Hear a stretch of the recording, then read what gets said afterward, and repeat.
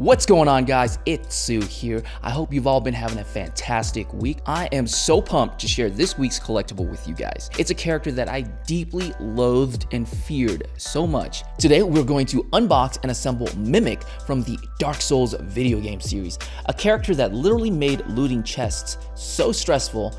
Well, that is until we found the tells and the giveaways that revealed him. Dark Souls is one of my all-time favorite video game series, as well as just the get good genre in general. So if you're a fan of those as I am, you're definitely not going to want to miss the extra features that this figure has. Feel free to skip to the end if you just want to see how he looks all set up. Otherwise, come along with me and prepare to unbox.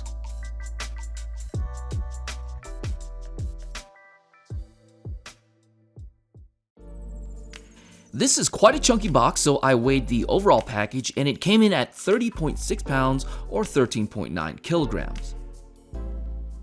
Moving on to the box dimensions, height is 25.5 inches, which is 64.77 centimeters. Width is 19.75 inches, which is 50.17 centimeters, and depth is 15 inches, which is 38.1 centimeters. It's not the biggest box in the Dark Souls line, but it is definitely on the bigger side and is going to eat up some storage space. The first thing inside the package we'll find is the product promo card and a foil sticker. The foil stickers only come in the early adopter sets. The styrofoam packing does have an image of the figure itself emboldened on it. Keep an eye out for the top and bottom label markings so we can set down this 30-pound package in the right orientation. Another staple of First4Figures is the product registration card and early adopter cards. As you can see, there are two lines of tape, which means the styrofoam has two separate compartments. We'll start with the upper compartment, which houses the first 8 pieces of this figure. First to come out is the upper torso of the body. Immediately, the first thing that stands out is the tongue. It has a believably wet and slimy finish all the way down to the drop at the end of the tongue. The arms as well as the body has a slight hairy fuzz on them. The finish on the hands are a bit too shiny for my taste, but we'll have to see them in a standard setting. The sculpting on the fingers and nails are very cool. It looks like there's some veining on the forearms too. The wood looks a bit too shiny to have an antique, worn wooden look, but again, we'll reserve judgment for when it's set up. The lower portion of its body is next to come out. Notice how lanky and hairy the rest of its body is. It's hard to describe the hair on his body as I don't think there's anything quite like it. It almost has a matte fuzz. As we inspect down his leg, we can only assume how far up the metal support rods inside them go. They're going to have to be pretty sturdy to support the stance that this figure has. Next, we have the latch that attaches to the upper part of the lid or mouth. This feels like it's made of plastic or some other light material. These two pieces coming out are scissor-style support braces. You usually find these in old briefcases. These are made of metal and have a nice twang when you tap on them. This is a micro USB charging cable, as this figure does have powered on effects.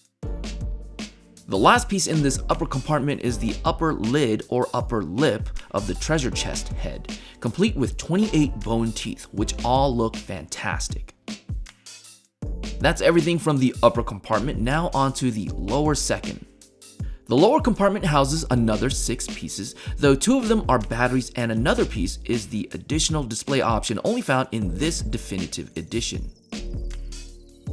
We'll start with the base in this compartment, which you can already see is absolutely massive. The orange glowing text here does light up as this base has built-in lights. The profile for this base is surprisingly thin and narrow. The bottom of the base has a plain black adhesive labeling with the numbered edition and a battery compartment. This piece here is the additional display option in the definitive edition. It's the Mimic still contained and sleeping in his home. Now this piece could originally be purchased separately. Just for the camera here, I'll try to gently open its mouth to expose the teeth, but definitely this is not recommended as you could damage the motors inside, as the lid is mechanically operated and battery powered. The bottom has a soft felt-like lining with rubber feet, and you can access the battery compartment here. It has a USB charging port and toggle on-off button switch. Next, we have the handle with chain and a plain handle, as you would rightfully assume these are made of metal. Finally, we have the 2 lithium-ion batteries. These are both 18650 rechargeables. And that's everything out of the box. Anyways, on to the assembly process. We're going to start out with the base, and since the base is so narrow, it leaves almost no grip on the side, so it's easy to get your fingers caught on the bottom of the base trying to gently lay it down.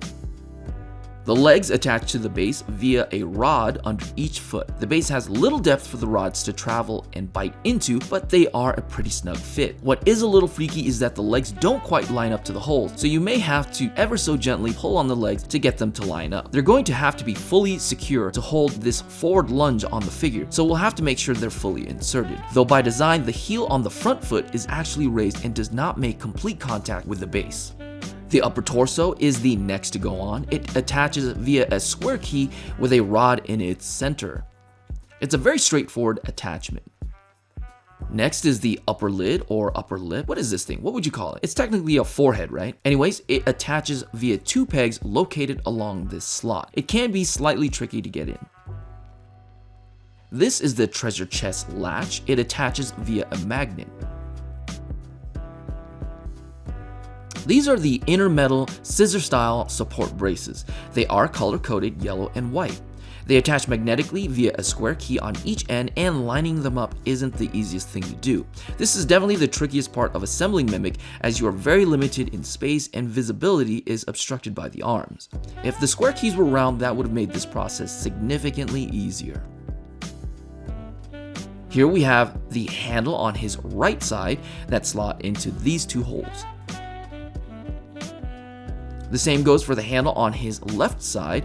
These slot in and are not magnetic as they are held on by friction only. Just for effect, we'll leave the additional Mimic sleeping below him, and for added effect, let's power it all on.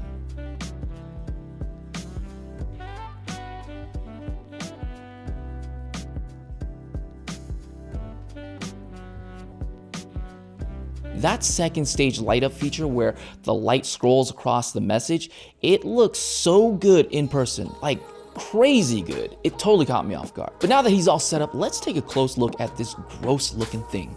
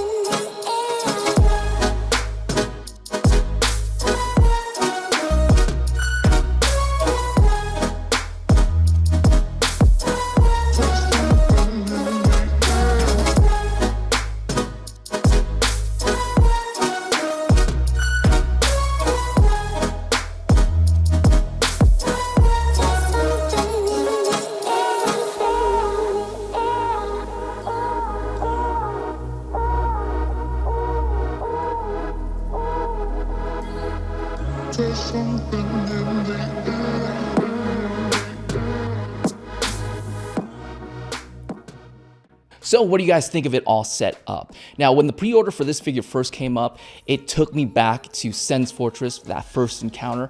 Man, he totally got me. He totally got me. And then I ran back down there and he got me again. Well, that's gonna be it for this unboxing, guys. Thank you so much for stopping on by and unboxing Mimic with me. Now, if you guys wanna see the full review, stay tuned for that upload coming at a later date. If you enjoyed this video, do me a solid, support me with a like, subscribe if you aren't already, and if you have any comments, go ahead and leave them down below. As always, don't worry what others think, collect the things that you love, and I'll see you in the next upload.